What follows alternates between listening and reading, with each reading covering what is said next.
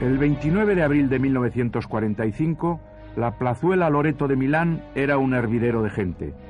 Todos esperaban que sucediera algo extraordinario, y el gran acontecimiento, un acontecimiento macabro, se produjo cuando un camión de mudanzas, conducido por partisanos, apareció junto a la gasolinera y arrojó varios cadáveres al suelo. Entre ellos estaban los cuerpos de Benito Mussolini y de su amante Clara Petacci.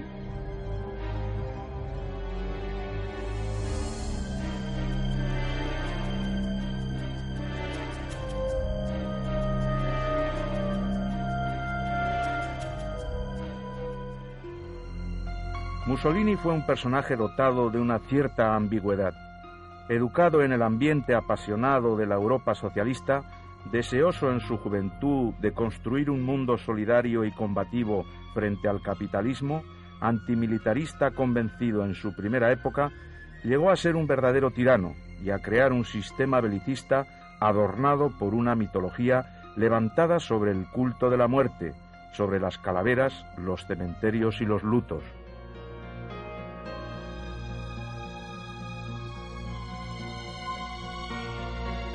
Mussolini, que comenzó trabajando como periodista, se despegó pronto del socialismo, acuñó su filosofía imperialista y fundó los llamados Fascio di Combattimento. En 1921, al frente de 25.000 voluntarios, protagonizó la famosa Marcha sobre Roma y el rey Víctor Manuel III le encargó la formación de gobierno. Mussolini ha tenido un paso de agitador, efectivamente. Ha sido socialista en un primer momento. Socialista un tanto sui generis, desde luego. Es un emborrachado de poder. Es un ambicioso. Es teatral. Sabe jugar con el cuerpo. Es orador, a la manera en que se entendía la oratoria en los años 20. Sabe inflamar a las masas. Sabe dar los toques de irracionalidad precisos. Sabe llegar al hombre. Sabe llegar al corazón del hombre. Rara vez llega a la razón, sin ningún género de dudas. Sabe prometer un futuro para Italia que es evidente que no se va a cumplir en absoluto. El Duce, el caudillo, como pronto comenzó a ser llamado, creó en los años de entreguerras un discurso pacifista, muy al contrario que Hitler, y era un dirigente bien visto por los líderes de las democracias occidentales. La aventura africana, cuando se lanzó a la conquista de Abisinia con el empleo de gases y bombas incendiarias, levantó sospechas sobre sus intenciones, pero la pronta victoria de sus tropas hizo que aquello se olvidara pronto.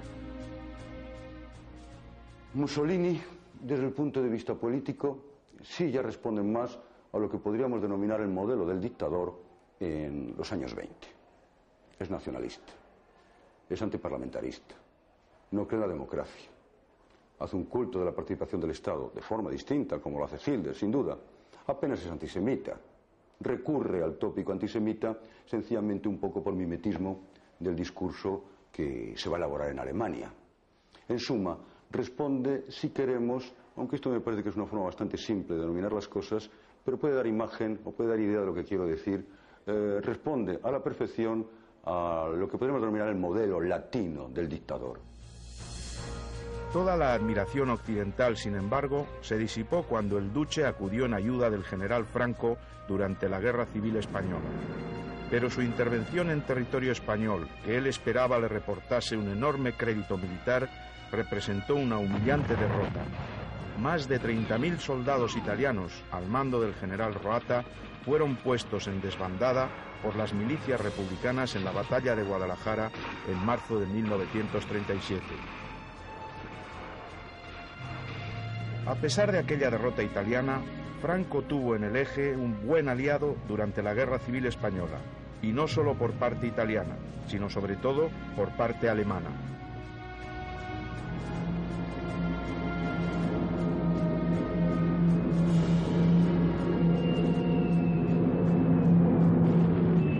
El bombardeo de Guernica, considerado por algunos historiadores como el primer acto de la Segunda Guerra Mundial, fue la acción de guerra más destructiva protagonizada por la Legión Cóndor alemana. El 26 de abril de 1937, 43 aviones, de los que 15 eran italianos, bombardearon y redujeron a escombros la pequeña ciudad, alma del nacionalismo del pueblo vasco, matando a un elevado número de personas, en su gran mayoría civiles.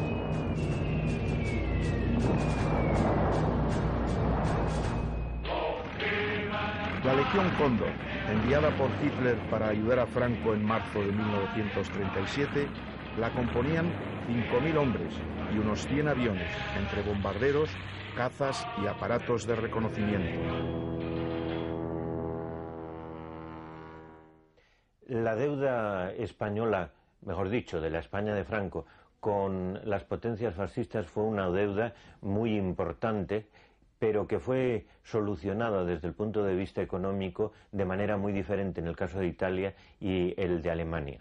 Italia fue muy generosa porque era muy megalómana, es decir, Mussolini quería tener como una especie de satélite político en la España de entonces. En el caso de Alemania fue totalmente diferente, porque Alemania desde un principio pensó en que la deuda le fuera pagada a contado rabioso, como decían los negociadores españoles. Junto con la deuda económica acumulada, Franco hubo de devolver a Hitler muchos favores en los días de la Guerra Mundial. No obstante, conforme la guerra avanzaba, prestó también importantes favores a los aliados, en una política ambigua y a doble banda, sobre todo desde que cesó a Serrano Suñer como ministro de Exteriores en 1942. El gran gesto de fidelidad a la causa del Eje fue la División Azul, un cuerpo de voluntarios españoles enviados al frente ruso en 1941 para combatir junto a los ejércitos alemanes.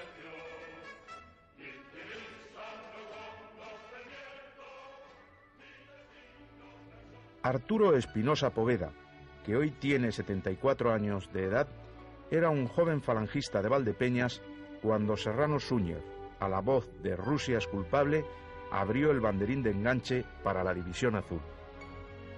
Se alistó entre los primeros.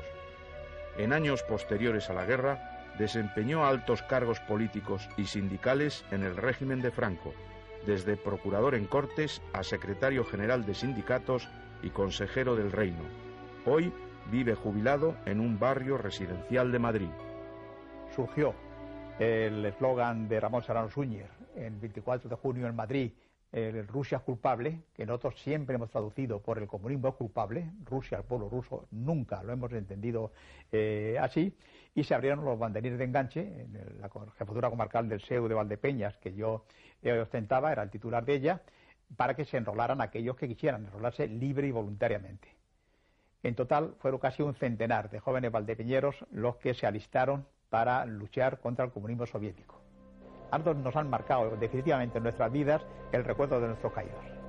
Dejar en aquellas tierras 5.000 jóvenes en números redondos, enterrados en los sitios más diversos, en los cementerios más amplios, que son los que estaban ubicados cerca de los hospitales, en Grigorovo, en Mestelevo, en Sluz, en Pavlov, Sluz es Pavlov en ruso, pues viene a nuestro recuerdo permanente.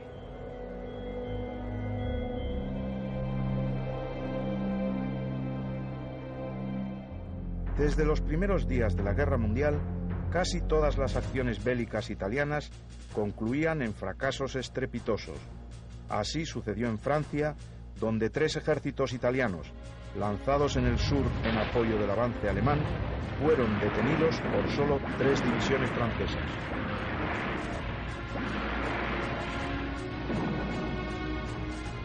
Más tarde, Mussolini decidió atacar por sorpresa el sur de Europa, sin comunicárselo siquiera a sus aliados alemanes. En diciembre de 1940 envió un ultimátum con 3 horas de plazo al gobierno griego y enseguida dio la orden de avanzar. Pero solo 10 kilómetros más adelante, los griegos detuvieron al ejército italiano y 3 días después, cogiéndolo por sorpresa, lo derrotaban, causándole más de 20.000 bajas y haciendo 5.000 prisioneros. Mussolini, necesitado de victorias, había decidido al mismo tiempo atacar África y lanzó sus tropas a cruzar las fronteras de Libia con Egipto, con el objetivo de conquistar en poco tiempo la capital, El Cairo. Sin embargo, tras un avance de 100 kilómetros, los ejércitos italianos volvieron a detenerse ante un enemigo invisible con el pretexto de que necesitaban refuerzos. Y mientras los generales italianos dudaban, los británicos pudieron reaccionar y atacar por sorpresa. El 10 de diciembre rompían las líneas fascistas y obligaban a sus ejércitos a retirarse a Libia.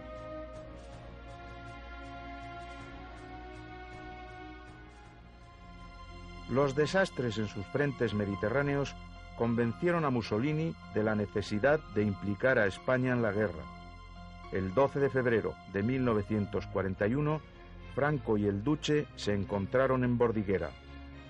En la entrevista intentó convencer a Franco para que declarase la guerra a los aliados y tomase Gibraltar. Pero Franco, una vez más, repitió su letanía: carezco de material, de carburante, de cañones y hasta de pan.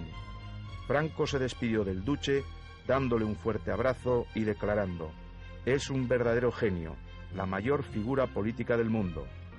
La verdad es que sentía más aprecio por Mussolini que por Hitler, pero no accedió a entrar en la guerra. Los platos que Mussolini rompía en sus aventuras bélicas tenía que repararlos Hitler. Para remediar el desastre africano, envió a Trípoli el 12 de febrero del 41 un pequeño contingente de 10.000 hombres al mando del general Rommel, el Afrika Korps. Al mismo tiempo, destacaba 5 cuerpos de ejército al sur de Europa con el objetivo de liquidar las resistencias yugoslava y griega.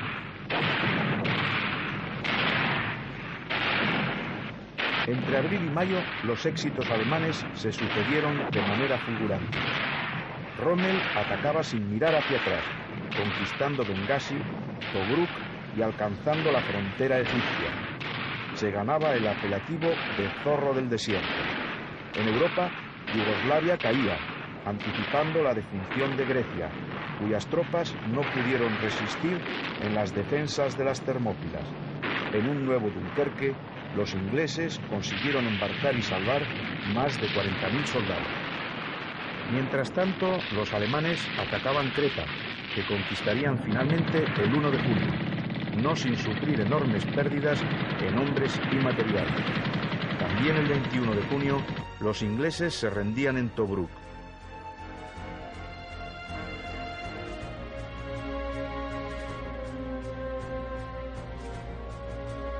Rommel recibía su bastón de mariscal y avanzaba hacia el Alamein.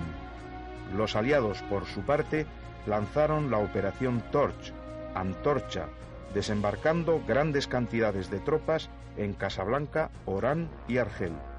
El control inglés de Gibraltar y de Malta acabó por asfixiar las vías de suministro de Rommel.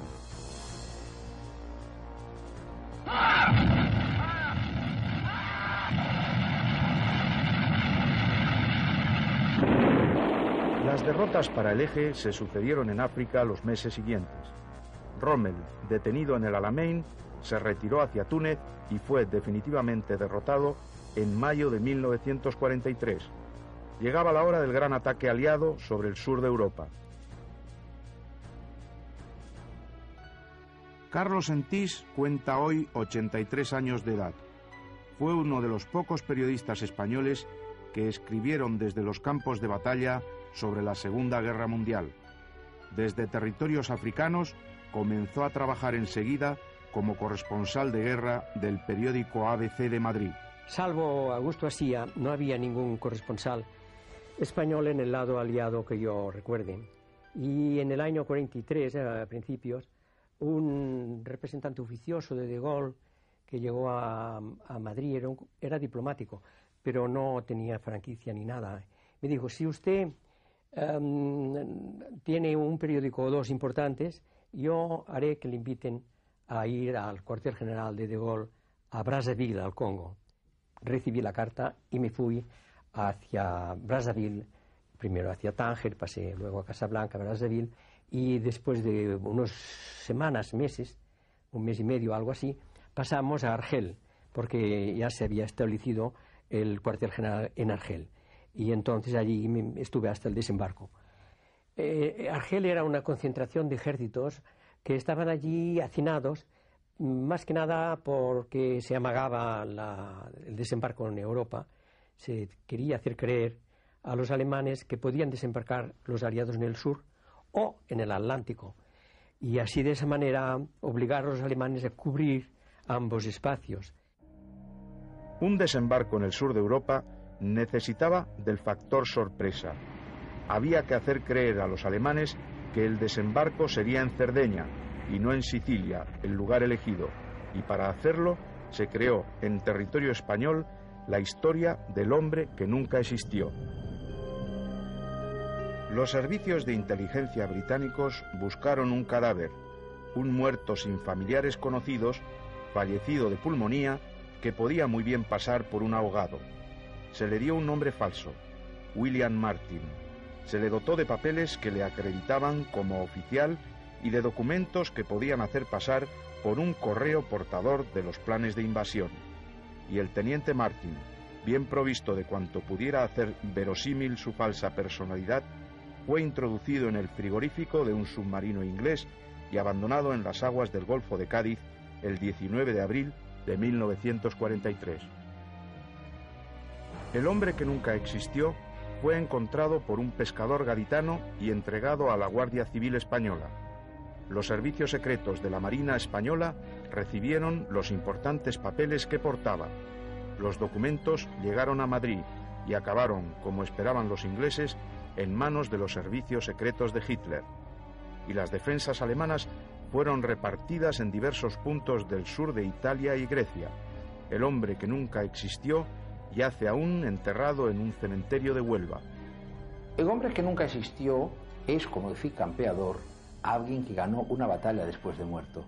Bien, es un recurso espectacular, que incluso se ha llevado al cine, muy novelesco, pero esto es absolutamente normal en las técnicas de la guerra. La sorpresa es uno de los elementos fundamentales del arte militar, siempre lo ha sido.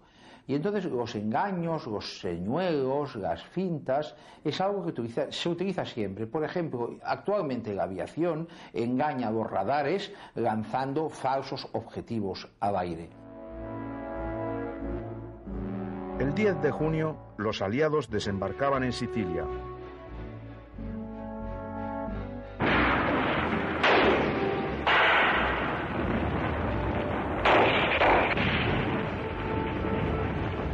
Desde Sicilia, todos los caminos conducían ya a Roma.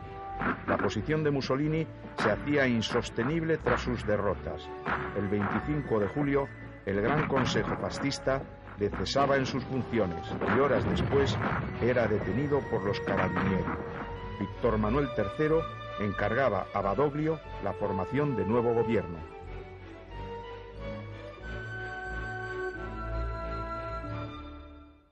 El día 25 de julio del año 43, cuando el Consejo Fascista cesa, porque le cesó a Mussolini, pues naturalmente se organizó un gran revuelo. Y al día siguiente, yo fui con un hermano mío a recorrer las calles de Zagreb y teníamos gran interés, gran curiosidad por saber qué es lo que había pasado en el cuartel general del Fascio italiano. Y sorprendentemente nos encontramos que en el jardín que rodeaba el edificio, pues prácticamente estaba sembrado de camisas negras. Este es un dato curioso y divertido un poco de la mentalidad de los italianos con respecto al partido fascista. Durante los días siguientes, Mussolini fue trasladado de cárcel en cárcel hasta que se le internó en el refugio del Gran Sasso en Los Abruzos. Allí, en un audaz golpe de mano, los paracaidistas alemanes le liberaron el 12 de septiembre de 1943. Italia capitulaba el 9 de septiembre y las condiciones de su rendición se pactaron en Lisboa y Madrid.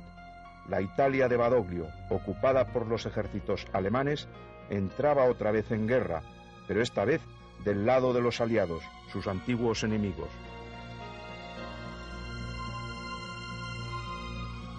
Mientras que en el norte del país Mussolini ponía en pie una nueva administración, la llamada República de Salò, y ejecutaba a los dirigentes fascistas que habían conspirado contra él, los invasores aliados avanzaban con gran dificultad por el sur y eran detenidos en las colinas sobre las que se levantaba un monasterio benedictino cuyo nombre se haría famoso en la historia, Monte Cassino.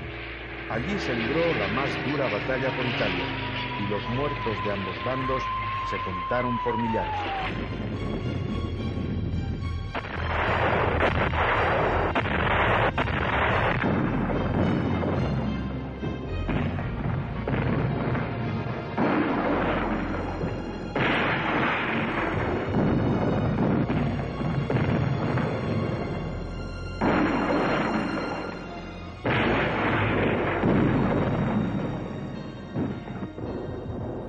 En abril de 1945, los aliados estaban en Génova y a punto de tomar Milán. Mussolini emprendió entonces su huida hacia Dongo, acompañado de su amante Clara Petacci. En Dongo, el día 27 de abril de 1945, el convoy era detenido por una columna de partisanos de la Brigada Garibaldi, y Mussolini y la Petacci, a pesar de su disfraz, eran reconocidos y detenidos por los guerrilleros. El duce y su amante fueron enviados al Piazzale Loreto de Milán, donde la multitud, enfurecida, pateó sus cuerpos y colgó sus cadáveres como las reses en un matadero.